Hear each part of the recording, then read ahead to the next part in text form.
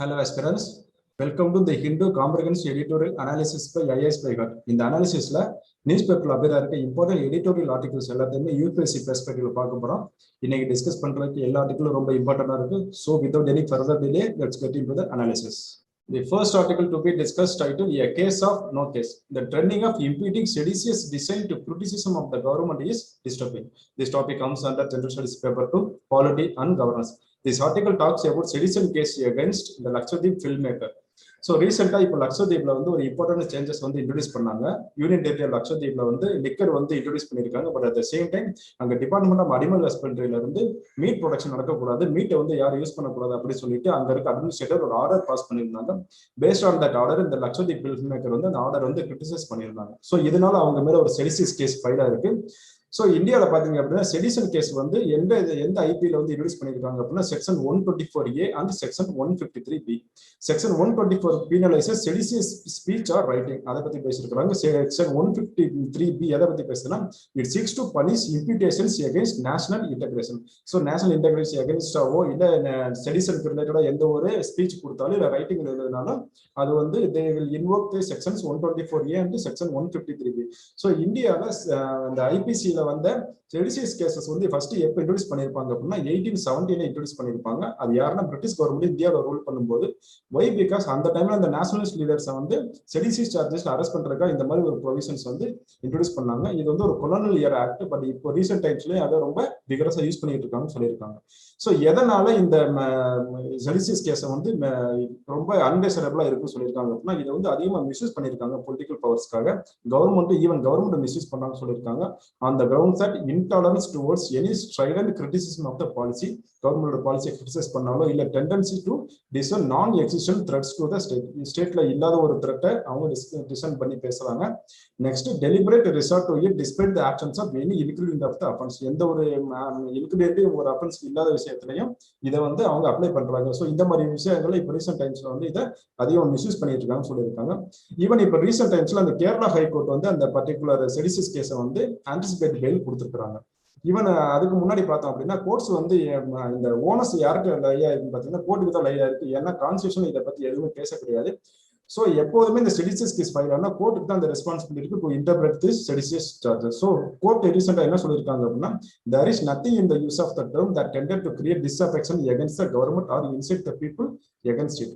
So இந்த பீப்புளை disaffection கொடுக்கலாம், கவர்மெண்ட் பாலிசி கிரிட்டிசைஸ் பண்ணலாம். அது right to freedom of speech and எக்ஸ்பிரஷன்ஸ்க்கு மேண்டேட்டா இருக்கும்னு சொல்லியிருந்தாங்க. பட் என்னாச்சு அப்படின்னா கோர்ட் ரிப்பீட்டடா கால் பண்ணிட்டே இருக்காங்க. எப்பெல்லாம் செடிசியஸ் கேஸ் பொலிட்டிக்கல் மோட்டிவ்ல பண்ணாலும் சரி, வேற ஒரு மைனர் சார்ஜஸ் பண்ணாலும் சரி, கோர்ட் தான் அதை அதிகமாக இன்டர்பிரேட் பண்ணதுக்கு அதை அடிக்கடி கால் பண்ணிட்டே இருக்கிறாங்க. ஸோ இதனால என்ன இருக்கு அப்படின்னா கோர்ட் நிறைய ஸ்டாண்ட்ஸ் எடுத்திருக்காங்க. கோர்ட் என்ன சொல்றாங்கன்னா only incitement to violence or an inclination to cause public order amounts to such an offence. அந்த மாதிரி இல்லாத விஷயங்களை வேற எப்போதுமே செடிசியஸ் சார்ஜஸ் உள்ள கொண்டு வர முடியாது அப்படின்னு சொல்லியிருக்கிறாங்க.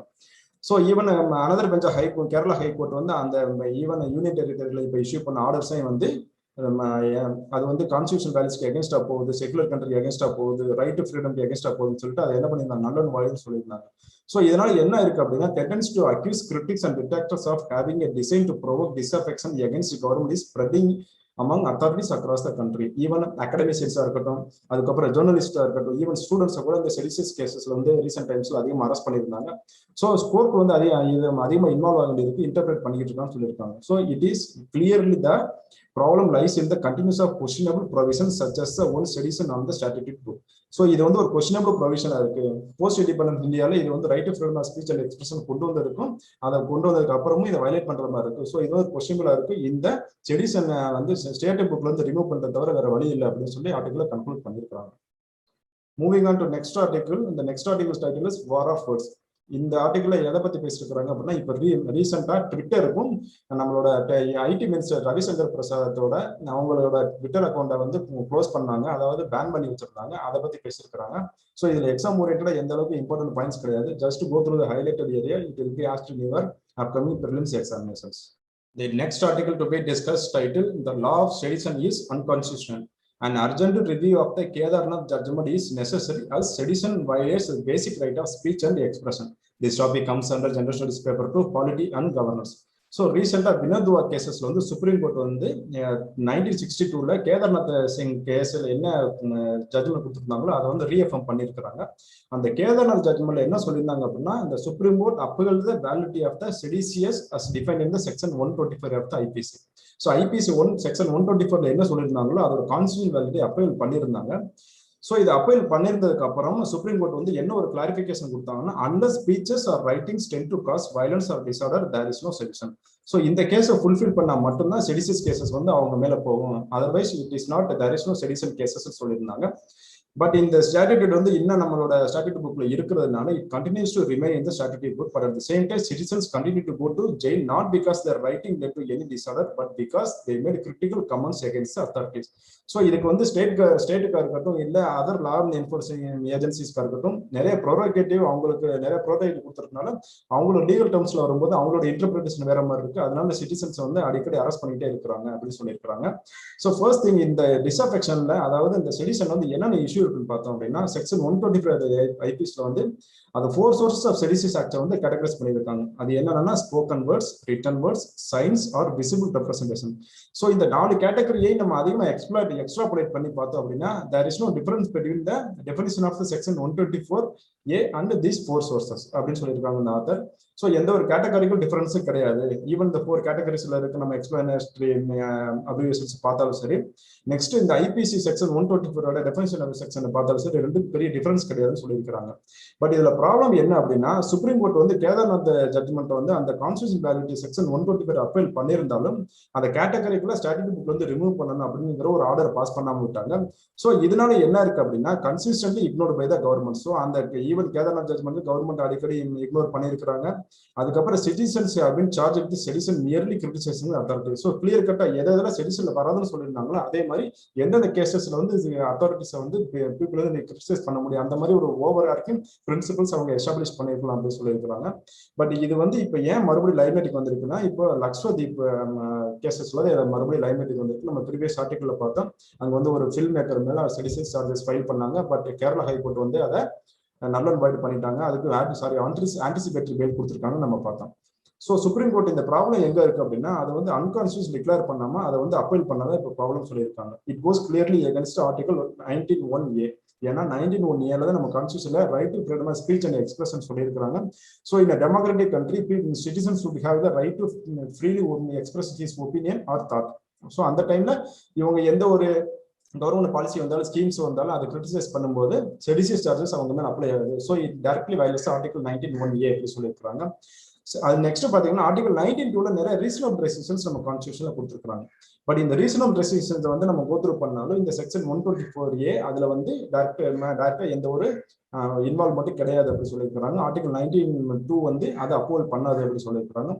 ஸோ ஈவன் கான்ஸ்டியூஷன் மேக்கர்ஸ் பார்த்தீங்க அப்படின்னா கான்ஸ்டியூஷன் அசம்பிளில இந்த செக்ஷன் 120 பத்தி பேசும்போதும் அதுல அதிகமாக ரீசனபிள் ரெஸ்ட்ரிக்ஷன் கொண்டு வரணும்னு பேசினாலும் பட் கான்ஸ்டியூஷன்ல வந்து அதை ஆட் பண்ணாம விட்டுட்டாங்க. ஸோ இதுல இருந்தே நமக்கு அந்த செடிஷன் சார்ஜஸ் வந்து அவங்க ரிமூவ் பண்ணாத ஒரு ஐடியால இருந்திருக்காங்க அப்படிங்கிறத பத்தி ஆத்தர் பேசியிருக்கிறாங்க. ஸோ இதுல என்னென்ன அயனிஸ் இருக்கு அப்படின்னா, கிரேட் அயனி என்ன அப்படின்னா லா ஆஃப் செடிஷன் என்ன அப்படின்னா சுப்ரீம் கோர்ட் வந்து அடிக்கடி இதோட கிரவுண்டை வந்து சாஃபன் பண்ணியிருக்காங்க.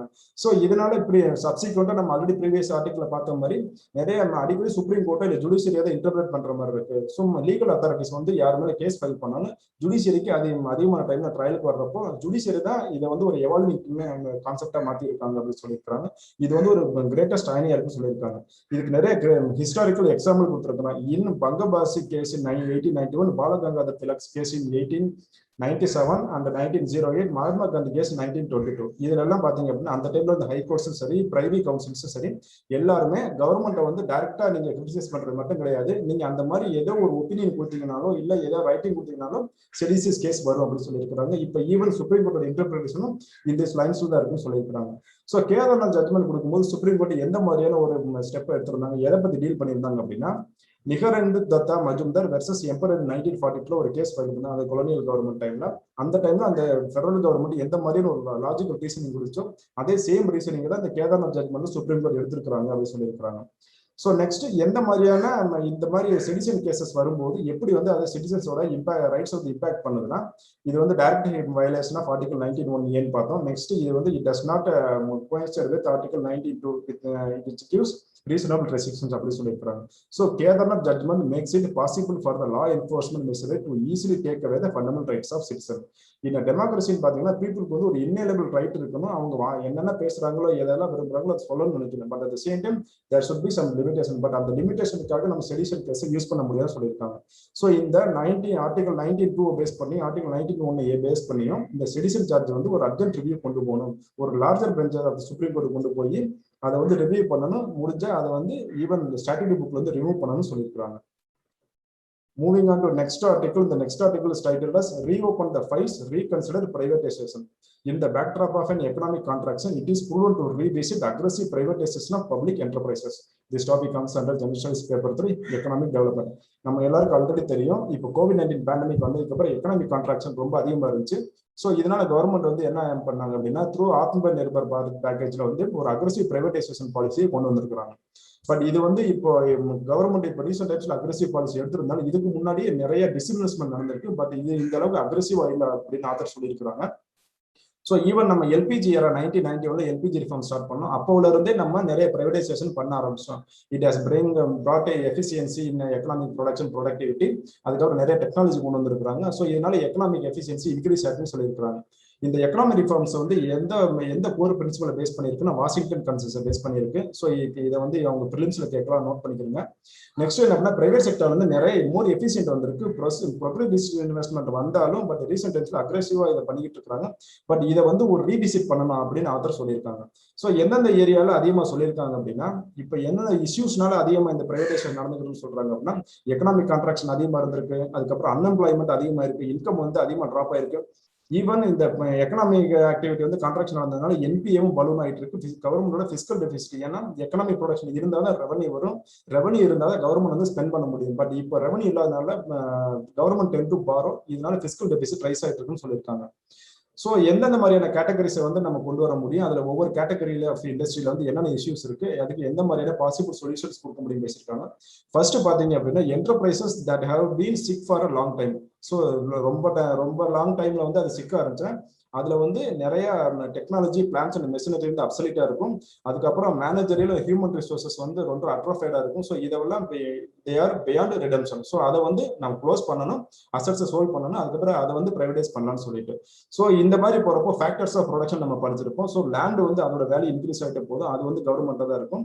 பட் இந்த ஹியூமன் ரிசோர்ஸ் வரப்போ, எம்ப்ளாயிஸ் வர்றப்போ அவங்களுக்கு ஒரு நிறைய கிரேட்டர் ஃபினான்சியல் பெனிஃபிட்டோட அவங்களுக்கு செட்டில் பண்ண வேண்டியிருக்கு. ஸோ இது வந்து ஒரு காஸ்ட் இன்க்ரீசிங் மெஷரா தான் இருக்குன்னு சொல்லியிருக்காங்க. ஸோ நெக்ஸ்ட் கேட்டகரின்னு பாத்தீங்க அப்படின்னா, அது வந்து பினான்சியலி சிக்கா இருக்கிறதுக்கு வாய்ப்பு இருக்கு. சில இண்டஸ்ட்ரீஸ் பாத்தீங்கன்னா, சில என்டர்பிரைஸ் பாத்தீங்கன்னா பினான்சியலி சிக்கா இருக்கும். அதை வந்து எந்த மாதிரியான ஒரு டிஃபிகல்ட்டினால அது அப்படி ஆயிருக்கும் அப்படின்னா, ஒரு மினிஸ்டரியல் மைக்ரோ மேனேஜ்மெண்ட் நடந்திருக்கும். ஸோ நம்ம என்ன பண்ணணும் அப்படின்னா, பினான்சியலி சிக்கா இருக்கிறதுனா அதுல வந்து அதிகமான பினான்சியல் ஃப்ளோ உள்ள கொண்டு வரணும். நிறைய பிரைவேட் மேனேஜ்மெண்ட் வந்து த்ரூ பிரைவேடைசேஷன் அவங்களோட ஸ்ட்ராட்டஜிக் பார்ட்னரை உள்ள கொண்டு வந்து நிறைய ஃபண்ட் ஃப்ளோ கொடுக்கணும். இதனால என்ன நடக்கும் அப்படின்னா, அதிகமான எஃபிஷியன்சி இன்க்ரீஸ் ஆகும் அப்படின்னு சொல்லியிருக்காங்க. இதுக்கு யார் எக்ஸாம்பிள் சொல்லியிருக்காங்க அப்படின்னா, Air India and Indian tourism development corporation அதை பேசியிருக்காங்க. இது வந்து ஒரு கிரேட்டர் எக்ஸாம்பிள் சொல்லியிருக்காங்க. எப்படி வந்து ஒரு பினான்சியலி சிக்கா இருக்க அந்த என்டர்பிரைசஸ் வந்து மோர் எஃபிஷியன்டா மாற்ற முடியும் வித் பார்ட்டிசிபேஷன் பிரைவேட் செக்டர்னு சொல்லியிருக்காங்க. நெக்ஸ்ட் சைனீஸ் மாடலை பத்தி பேசியிருக்காங்க. தேர்ட் கேட்டகரி என்ன சொல்லியிருக்காங்க அப்படின்னா, there are many profitable enterprises. Already profitable enterprises இருக்கும். ஸோ இந்த என்டர்பிரைசஸ் வந்து எப்படி இன்னும் விகரசா மாற்ற முடியும்னா, pragmatism instead of ideology should be the guide thinking about them. So first வந்து pragmatism தான் இருக்கணும், ஐடியாலஜி இருக்கக்கூடாது அப்படின்னு சொல்லியிருக்கிறாங்க. ஈவன் சைனால பாத்தீங்க அப்படின்னா, ஈவன் தான் அவங்க வந்து ஸ்டேட் ஓன் என்டர்பிரைஸ் நிறைய இருந்தாலும் டொமஸ்டிக் லெவலே குளோபல் மார்க்கெட் லெவலையும் சரி அவங்க பிரைவேட் செக்டரை அதிகமாக வளர விட்டாங்க. ஈவன் இப்போ ஃபார்ச்சூன் 500 லிஸ்ட்ல பார்த்தோம் அப்படின்னா 124 என்டர்பிரைசஸ் ஃப்ரம் சைனா வந்து இந்த ஃபார்ச்சூன் 500 லிஸ்ட்ல இருக்கிறாங்க. இதுல 91 வந்து யாருன்னு பாத்தீங்கன்னா ஸ்டேட் ஓன் என்டர்பிரைசஸா இருக்கிறாங்க. ஸோ சைனா எந்த மாதிரி ஒரு ப்ரொமோஷனுக்கு வந்தாங்க அப்படின்னா, ஸ்டேட் ஓன் என்டர்பிரைஸும் இன்க்ரீஸ் பண்ணணும், but at same time private செக்டரையும் ரைஸ் பண்ணணும்னு சொல்லியிருந்தாங்க. இதனால வந்து இப்போ சைனா வந்து ஒரு எக்கனாமிக் சூப்பர் பவரா வந்து நினைக்கிறாங்க. அந்த மாதிரியான ஒரு மாடலை வந்து நம்ம அடாப்ட் பண்ணணும் அப்படின்னு சொல்லியிருக்காங்க. இன்னொன்னு, government can continue to reduce it's share holding even through disinvestment. Government share holding வந்து நீங்க டிக்ரீஸ் பண்ணலாம். ஸோ இதனால என்ன அப்படின்னா, ப்ரொமோட்டர் வந்து அதிகமாக உள்ள வருவாங்க. பட் அது வந்து கவர்மெண்ட் கண்ட்ரோல தான் இருக்கும் அப்படின்னு சொல்லியிருக்காங்க. Next, asset sales should not be classified as revenue income for computing the fiscal deficit. So இப்போ கவர்மெண்ட் என்டர்பிரைசஸ் இருக்குன்னா அதை வந்து ஷேர் ஹோல்டிங்கை வந்து அவங்க சேல்ஸுக்கு கொண்டு வரும்போது அதுல இருந்து கவர்மெண்ட் நிறைய வரும். அதை வந்து ரெவன்யூ எடுக்கக்கூடாது, பிஸ்கல் டெபிசிட் வந்து கம்ப்ளீட் பண்ணக்கூடாது. அதை வந்து மறுபடியும் இண்டஸ்ட்ரி என்டர்பிரைசஸ் வந்து ஃபோக்கஸ் பண்றதா தான் இருக்கணும் அப்படின்னு சொல்லியிருக்கிறாங்க. ஸோ இம்பார்ட்டன்ட் மெசர்ஸ் நிறைய சொல்லியிருக்கலாம், ஹைலைட் பண்ணியிருக்கோம், கோத்ரூ பண்ணுங்க. நெக்ஸ்ட் பிரைவேட் செக்டர் வந்து எப்படி ரீடைரக்ட் பண்ணணும்னு சொல்லியிருக்காங்க. அவுட்லெட் பிரைவேடைசேஷன் வந்து அதர் இம்ப்ளிகேஷன்ஸ் இருக்கு. ஏன்னா இந்தியாவில் பார்த்தீங்க அப்படின்னா நிறைய பப்ளிக் செக்டர் என்டர்பிரைசஸ் இருக்கு, பட் பிரைவேட் என்டர்பிரைசஸ் வந்து ஃபின்ஸ் வந்து ரொம்ப கம்மியா இருக்கிறதுனால அவங்க எல்லா பப்ளிக் செக்டருக்குள்ளேயே பார்ட்டிசிபேட் பண்றது கஷ்டம். So limited financial manager resources would be better utilise. Already இருக்கிற லிமிடெட் ஃபினான்சியல் ரிசோர்சஸாக இருக்கட்டும், அதுக்கப்புறம் மேனேஜரல் ரிசோர்ஸாக இருக்கட்டும், எல்லாரையும் பெட்டராக யூட்டிலைஸ் பண்ணணும். அப்படி இருந்தால் மட்டும்தான் இந்த பிரைவேடைசேஷனை நம்ம ஓவர் கம் பண்ண முடியும்னு சொல்லியிருக்காங்க. நெக்ஸ்ட் பாத்தீங்க அப்படின்னா மோஸ்ட் ஆஃப் த டைம் பாத்தீங்கன்னா லார்ஜ் கார்பரேட்ஸ் யார் யாராக இருக்காங்களோ they should be encourage to invest அந்த growth in brownfield and greenfield modes. ஸோ brownfieldலையும் அவங்களை உள்ள கொண்டு வரணும், பிரைவேட் செக்டர் அவங்களை என்கரேஜ் பண்ணணும் இன்வெஸ்ட் பண்றதுக்கு. அதுக்கப்புறம் கிரீன்ஃபீல்ட்ல அதிகமாக கொண்டு வரணும்னு சொல்லியிருக்காங்க. ஸோ த்ரூ ஆத்ம நிர்பர் பாரத் பேக்கேஜ்ல இந்தியா எந்த மாதிரி ஒரு ஃபோக்கஸ் வரணும் அப்படின்னா கிரீன்ஃபீல்ட் ஃபாரின் இன்வெஸ்ட்மெண்ட் தான் அதிகமாக இருக்கணும். அதுதான் ரொம்ப ரொம்ப முக்கியம். நம்ம இந்த மாதிரி பிரைவேடைசேஷன் பண்ணக்கூடாது, நாட் டேக் ஓவர்ஸ் அப்படி சொல்லியிருக்காங்க. So there are broader considerations. These enterprises provide for reservation in recruitment. Even பாத்தீங்கன்னா பப்ளிக் செக்டர் என்டர்பிரைசஸ் வந்து நிறைய கவர்மெண்ட் ரெக்ரூட்மெண்ட் பாலிசி வந்து ரிசர்வேஷன் மெயின்டைன் பண்றாங்க. ஸோ த்ரூ பிரைவேடைசேஷன் வர்றப்போ இந்த ரிசர்வேஷனுக்கு நிறைய ப்ராப்ளம்ஸ் வரலாம். இதனால ஒரு சோசியல் அண்ட்ரஸ்ட் வரும். ஸோ அதனால எந்த ஒரு டேக் ஓவரும் பண்ண விடாம நம்ம கிரீன்ஃபீல்ட்ல ஃபாரின் இன்வெஸ்ட்மெண்ட் அதிகமாக இம்ப்ரூவ் பண்ண வைக்கணும். அப்படி இருந்தால் மட்டும்தான் நம்ம ஒரு சோசியல் இன்ட்ரெஸ்ட்டை அவாய்ட் பண்ண முடியும், நம்மளோட பப்ளிக் செக்டர் என்டர்பிரைசஸ்ல growth எஃபிஷியன்சி இன்க்ரீஸ் பண்ண முடியும் சொல்லியிருக்காங்க. So there are one way streets where one cannot retrace one's steps easily. So ஒரு ஸ்டெப் ஈஸியாக வந்து ஈஸியாக ரீட்ரேஸ் பண்ணிட முடியாது. இதுக்கு வந்து ஒரே வழிதான் இருக்கு, ஒரே என்ட்ரன்ஸ் ஒரே எக்ஸிட் தான். ஸோ நம்ம வந்து கண்டிப்பா பிரைவேட் அக்ரெசிவ் பிரைவேடைசேஷனுக்கு பதிலாக நம்ம பப்ளிக் செக்டர்ஸ் வந்து இன்னும் எப்படி எஃபிஷியன்ஸா மாற்ற முடியும், கிரீன் ஃபீல்ட்லையும் ப்ரௌன் ஃபீல்ட்லையும் அதிகமான private sector participation foreign direct investment கொண்டு வர வைக்கணும் அப்படின்னு சொல்லியிருக்காங்க. The next article to be discussed titled Keeping Alive Conversation About AIDS. We can draw key lessons from chronic epidemics such as HIV or AIDS to stem the COVID-19 pandemic. This topic comes under general paper on social issues. This article talks about clioepidemiology. Clioepidemiology enna, it is a study of information from the past epidemics for advice about the present. So இப்போ இருக்க ஒரு எபிடமிக்கை எப்படி control பண்ணலாங்கிற past எபிடமிக்கோட இன்ஃபர்மேஷன்ல இருந்து கொண்டு வந்து அதோட advice use பண்ணி இதை கண்டெயின் பண்றதான்னு சொல்லியிருக்காங்க. That is called clear epidemiology. இந்த ஆத்தர் இந்த ஆர்டிகல் எதை பத்தி பேசியிருக்காங்க, இந்தியா வந்து எப்படி ஒரு ப்ரோஆக்டிவ் அப்ரோச் வந்து எய்ட்ஸ் கண்ட்ரோல் பண்றது எடுத்தாங்க, அதுக்கப்புறம் எந்த மாதிரியான ஏரியால வந்து இந்தியா வந்து நிறைய காம்ப்ரமைஸ் பண்ணியிருக்காங்க, அதனால இப்போ எந்த மாதிரி டிவாஸ்டேட்டிங் எஃபெக்ட் வந்திருக்கு, அதை எப்படி ஓவர் கம் பண்ணணும், ஈவன் அந்த மாதிரி லெசன்ஸை எப்படி வந்து கோவிட்-19 பேண்டமிக் கண்டெயின் பண்றது யூஸ் பண்ணலாம் அப்படின்னு சொல்லியிருக்காங்க. ஸோ ஃபர்ஸ்ட் என்னன்னா 1981 தான் யூஎஸ்ல வந்து ஃபர்ஸ்ட் இந்த HIV இன்ஃபெக்ஷன் கண்டுபிடிச்சாங்க. கண்டுபிடிச்சதுக்கு அப்புறம் ஒரு குளோபல் மூவ்மெண்ட் நடந்துச்சு. அந்த மூவ்மெண்ட்டுக்கு அப்புறம் நிறைய ப்ரோக்ரஸஸ் இருந்துச்சு. இந்தியாவில் பாத்தீங்க அப்படின்னா 1997 இருந்து 2010 வரைக்கும் ஒரு பிக்கஸ்ட் சக்சஸ் கொண்டு வந்தாங்க. பட் ஆஃப்டர் 2030 இருந்து 2019 வரைக்கும் நிறைய பொலிட்டிக்கல் வில் இல்லாதனாலையும் ஃபண்டிங் வந்து நிறைய அலோகேட் பண்ணனாலையும் நிறைய காம்ப்ரமைஸ் நடந்ததுன்னு சொல்லியிருக்காங்க. ஈவன் வேர்ல்டு ஹெல்த் ஆர்கனைசேஷன் இதுல வந்து ஒரு இம்பார்ட்டன்ட் ரோல் பிளே பண்ணியிருந்தாங்க. அவங்களோட எய்ம் என்ன அப்படின்னா by 2020 90% of the people affected with HIV or AIDS வந்து எல்லாருக்கும் ஆன்டி ரெட்ரோவைரல் தெரப்பி கொடுக்கணும், அப்படி கொடுத்து அவங்களை கியூர் பண்ணணும்னு சொல்லியிருந்தாங்க. ஈவன் 2019 வந்து united national health policy and united nation sustainable development கோல்ஸ்லையும் இந்த எய்ட்ஸ் பத்தி பேசியிருந்தாங்க. பை 2030 இந்த எய்ட்ஸை எண்ட் பண்ணணும்னு சொல்லியிருந்தாங்க. ஸோ அதுக்காக டெடிகேட்டடா இந்தியா வந்து ஒரு ஆர்கனைசேஷன் எஸ்டாப்ளிஷ் பண்ணாங்க. அதுதான் நேஷனல் எய்ட்ஸ் கண்ட்ரோல் ஆர்கனைசேஷன். அதோட டைரக்டர் இப்போ ரீசெண்ட் டைம்ஸ் எந்த மாதிரியான ஒரு கிளியரா சொல்லியிருக்காங்க அப்படின்னா நம்ம ஹார்ட் ஓன் கைன்ஸ் ஃபுல்லாத்தையுமே இப்போ லோசிங் எண்ட்ஸ்ல இருக்கிறோம், அந்த ரிஸ்க்ல இருக்கிறோம், நம்ம அதை அவாய்ட் பண்ணணும், அந்த ரிஸ்க் அவாய்ட் பண்ணணும்னு சொல்லியிருக்காங்க.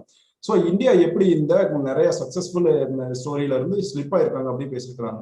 ஸோ ஃபர்ஸ்ட் பார்த்தா அப்படின்னா 1990s வந்து இப்போ வரைக்கும் நிறைய விஷயத்துல வந்து ஹெல்த் இன்ஃபெக்ஷன் ஹெல்த் கேர் கொண்டு வந்து HIV இன்ஃபெக்ஷனை கண்ட்ரோல் பண்ணிருக்கோம். ஸோ இந்தியாவில் வந்து ஒரு டூ ப்ராங்ட் அப்ரோச் 2 ரூட்ஸ்ல எடுத்தாங்க. ஃபர்ஸ்ட் என்னன்னா மதர் டு சைல்டு அது வந்து ஸ்ப்ரெட் ஆகக்கூடாது, நெக்ஸ்ட் பிளட் டிரான்ஸ்ஃபியூஷன்ல அது நடக்கக்கூடாது, பிளட் டிரான்ஸ்ஃபியூஷன் இருக்கக்கூடாதுன்னு சொல்லிட்டு. ஸோ இதனால என்னாச்சு அப்படின்னா excellent awareness programme, intensive follow up actions எல்லாமே கொண்டு வந்தாங்க. இதனால அந்த HIV இன்சிடென்ட்ஸ் வந்து நிறைய டிக்ளைன் நடந்துச்சு. பட் அதுக்கப்புறம் 2013 இருந்து 2019 வரைக்கும் ஒரு பொலிட்டிக்கல் வில் இல்லாதனாலையும் அதுக்கப்புறம் ஒரு அரகன்ஸ் அண்ட் கம்ப்ளசன்சி கவர்மெண்ட்டுக்கு வந்ததுனாலையும் இந்த ஹார்ட் ஒன் சக்சஸ் வந்து லூஸ் ஆக ஆரம்பிச்சிருக்கு அப்படின்னு சொல்லியிருக்காங்க. ஈவன் இந்தியாவில் பாத்தீங்க அப்படின்னா HIV இன்ஃபெக்ஷன் டயக்னோஸ் ரேட் வந்து 2010ல 60% இருந்துச்சு, இப்போ 2019ல 23% டிராப் ஆயிருக்கு. பட் மோர்டாலிட்டி ரேட் வந்து டபுள் ஆயிருக்கு. பட் அட் சேம் டைம் நீர் கேசஸ் ரொம்ப ஸ்பைக் ஆக ஆரம்பிச்சிருக்கு இந்த பீரியட்ல அப்படி சொல்லியிருக்காங்க.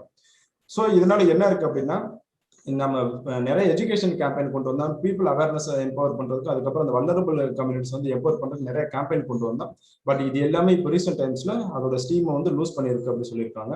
ஸோ இந்த வல்லரபிள் செக்ஷன்ஸ் யாருன்னு பாத்தீங்கன்னா men who have sex with மென், அப்படி இல்லைன்னா இன்ஜெக்டிங் ட்ரக் யூசர்ஸ், இந்த மாதிரி நிறைய வல்லரபிள் செக்ஷன்ஸ் வந்து அதோட ஸ்டீமை வந்து லூஸ் பண்ணிருக்கு அப்படின்னு சொல்லியிருக்காங்க.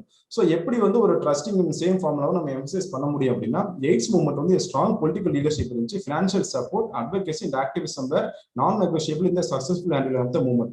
But at the same time, இப்போ recent timeல இந்தியா வந்து நிறைய கான்வர்சேஷன் வந்து லூஸ் பண்ணியிருக்காங்க.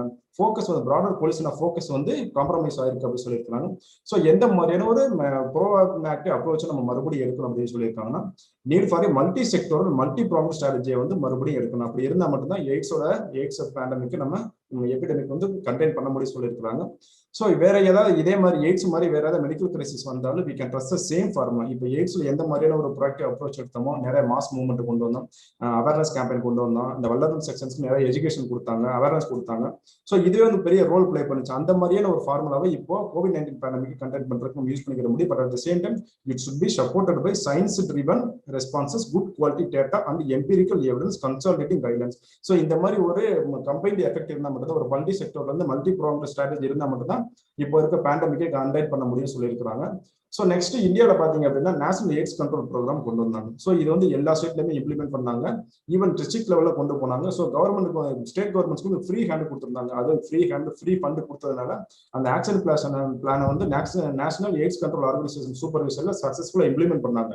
So but at the same time அங்கே அந்த டைம்ல நல்ல ஒரு குட் டேட்டா இன்ஃபர்மேஷன் இருந்ததுனால நிறைய சயின்டிபிக் இன்வெஸ்டிகேஷன் பண்ண முடிஞ்சு. அந்த மாதிரி சயின்டிபிக் இன்வெஸ்டிகேஷனை வித் டேட்டா கூட கம்பைன் பண்ணி சென்டர் வந்து ஒரு ரிசோர்ஸ் டு ஸ்கேல் அந்த மாதிரி ஒரு அப்ரோச்சை கொண்டு வந்திருந்தாங்க. Even state governments proactive role play பண்ணியிருந்தாங்க. அதனால நம்ம ஈஸியா கண்டெயின் பண்ண முடிஞ்சு. பட் இப்போ ரீசெண்ட் டைம்ல பாத்தீங்க அப்படின்னா எப்படி வந்து இந்த universal precaution and preventive where NS பெட்டராக இருந்திருக்கும். அதுக்கு வந்து ரெண்டு இம்பார்ட்டன்ட் பில்லர் எதை சொல்றாங்க, integrated counselling and testing centres அது வந்து வெல் எக்யூப்டா இருக்கு. அதை வந்து நம்ம இயர்லி டிரெக்ஷனுக்கும் பேசிக் இன்ஃபர்மேஷன் கொடுக்கறதுக்கும் மோட்ஸ் ஆஃப் டிரான்ஸ்போர்ட் எப்படி நடக்குங்கிற இன்ஃபர்மேஷன் கொடுக்கணும். அதுக்கப்புறம் நிறைய பிஹேவியரல் சேஞ்ச் கொண்டு வரணும். அப்படி இருந்தால் மட்டும்தான் நம்ம இந்த வித் திஸ் சர்வீசஸ் நம்ம இந்த எய்ட்ஸ் வந்து ஈஸியாக ட்ரீட்மெண்ட் பண்ண முடியும் சொல்லியிருக்காங்க. ஸோ ஃபர்ஸ்ட் பார்த்த மாதிரி பிரைமரி அண்ட் அர்பன் ஹெல்த் சென்டர்ஸ்ல வந்து right to treatment dignity of individual affected by disease, அதாவது எய்ட்ஸ், COVID-19 அது எனி அதர் டிசீஸ் பார்த்தீங்கன்னா இந்த right to treatment dignity of individual வந்து அதிகமாக அஃபெக்ட் பண்ணிருக்கு. ஸோ அதை என்ஷூர் பண்றதுக்கு நம்ம இந்த மாதிரி ஒரு ரோல் பிளே பண்ணணும்னு சொல்லியிருக்காங்க. So by integrating education and awareness outreach programmes and reallocating the releasing of funds on time, any chronic acute or new outbreak becomes easier to get with.